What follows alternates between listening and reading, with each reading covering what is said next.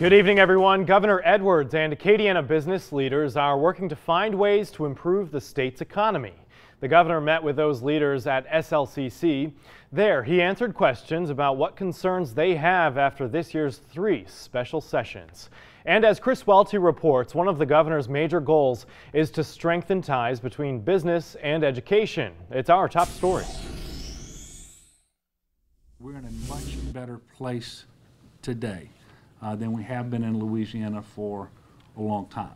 Governor John Bel Edwards says he's proud the state was able to fully fund higher education and TOPS. He says education is key to attracting business in Louisiana. We know that we are getting investments from companies who either want to expand their presence in Louisiana or have a new presence in Louisiana, but only after we convince them that they will have access to the trained, educated, skilled workforce they need to be successful. Edwards says community colleges like SLCC play a vital role of delivering the workforce businesses are searching for. We're going to tie in the benefits of having that predictable, stable stream of revenue, a responsible budget with what we're doing in higher education in Louisiana, and how it really is putting us on the path to greater prosperity, not just here in the Lafayette area, but all around the state of Louisiana. SLCC Chancellor Natalie Harder says business is the connection to community, and it's important to work together to move the state forward. We have to have a smart, educated, and trained citizenry, and so with the help of business, we continue to make our case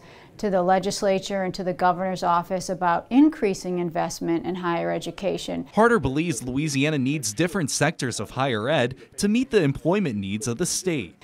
You'll find that many of the states that are resilient in economic downturns tend to weather those challenges better when their folks are more educated, and they've recognized that higher ed is an investment, not just an expense. In Lafayette, Chris Welty, KATC TV3. And we also asked the governor about Louisiana Economic Development's choice to end its contract with Bell Helicopter in Lafayette. According to a release from LED Secretary Don Pearson, the contract was terminated after 4 years of underperformance and a failure to produce 2 agreed-upon operations. The governor says the state has an obligation to protect taxpayers. The contract required them to perform. They didn't meet their obligations, and there are provisions in the contract where we should be able to get back a significant portion of our investment so that we can make that investment again in what will be a productive and successful venture.